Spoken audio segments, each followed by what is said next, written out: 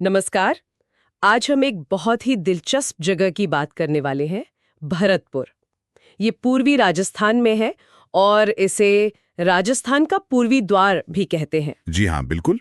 और आज की हमारी बातचीत का आधार है भरतपुर.pdf नाम का दस्तावेज। हाँ, तो इसी दस्तावेज के आधार पर हम भरतपुर के इतिहास, उसकी संस्कृति और जो प्राकृतिक सुंदरता है उसे समझने की कोशिश करेंगे। बिल्कुल, मतलब ये जानने की कोशिश की आखिर ये जगह इतनी खास क्यों है। इसमें इतिहास भी है, प्रकृति का खजाना भी और संस्कृति भी। तो फिर शुरू कहाँ से करें? शायद सबसे मशहूर जगह से, केवलादेव राष्ट्रीय उद्यान। हाँ, क्यों नहीं।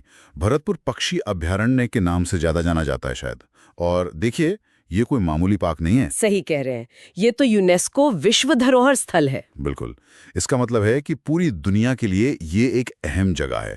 ये दुनिया के सबसे महत्वपूर्ण पक्षी आवासों में से एक है, प्रजनन के लिए भी और भोजन के लिए भी। और दस्तावेज में लिखा है कि यहाँ पक्षियों की 370 से ज्यादा प्रजातियां मिलती हैं। ये तो मतलब बहुत बड़ी संख्या है। हाँ, 370 से भी ज्यादा। सोचिए जरा। और इसमें वो प्रवासी पक्षी भी शामिल हैं जो हजारों मील दूर से आते हैं, जैसे साइबेरियन क्रेन। साइबेरियन क्रेन, हाँ, उनका तो नाम बहुत सुना है। पेलिकन, बगुले, बाज, ये सब भी। जी हाँ, ये सब। और इसीलिए अक्टूबर से मार्च का जो समय है वो सबसे अच्छा माना जाता है यहाँ जाने के लिए। अच्छा, क्योंकि तब ये प्रवासी पक्षी वहां होते हैं। सही। मौसम भी सुहावना होता है और पक्षियों की चहचहाहट, वो माहौल ही अलग होता है। ये जगह सिर्फ बर्ड वॉचर्स के लिए नहीं, ये पूरे इकोसिस्टम स्टडी के लिए बहुत अहम है। वेटलैंड्स है ना वहाँ। बिल्कुल। तो ये तो हुई प्रकृति की बात। अब थोड़ा इतिहास की तरफ चलें। लोहागढ़ किला, नाम से ही लगता है कि मजबूत होगा। अरे मजबूत क्या, इसे लौह दुर्ग कहते ही इसीलिए हैं। 18वीं सदी में महाराजा सूरजमल ने बनवाया था। महाराजा सूरजमल, जाट शासक। हाँ। और किले की सबसे बड़ी बात पता है क्या है? इसकी अजेयता। कहते हैं इसे कभी कोई जीत ही नहीं पाया, ना मुगल ना अंग्रेज। सच में? अंग्रेज भी नहीं? ये तो कमाल है। ऐसा क्या खास था इसमें? वो इसकी बनावट। दीवारें मिट्टी की थी, मोटी मोटी, तो तोप के गोले लगते थे तो वो धंस जाते थे अंदर, फटते नहीं थे, या उनका असर बहुत कम हो जाता था।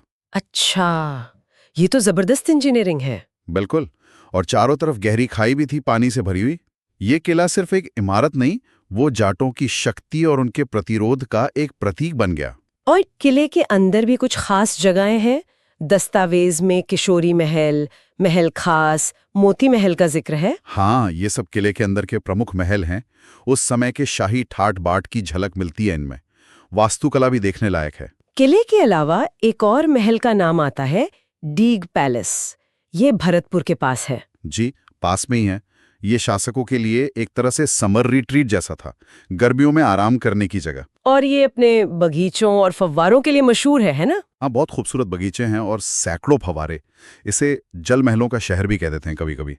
यहाँ का डीग महोत्सव भी बहुत फेमस है। डीग महोत्सव, उसमें क्या होता है? उसमें ये सारे फव्वारे एक साथ चला जाते हैं, पानी में रंग घोले जाते हैं। बड़ा ही शानदार नज़ारा होता है वो। उस जमाने के राजाओं की कला और वैभव का अंदाजा लगता है। वाह। और मंदिरों का भी जिक्र है, गंगा मंदिर और लक्ष्मण मंदिर। हाँ, ये भी भरतपुर की सांस्कृतिक पहचान का हिस्सा हैं।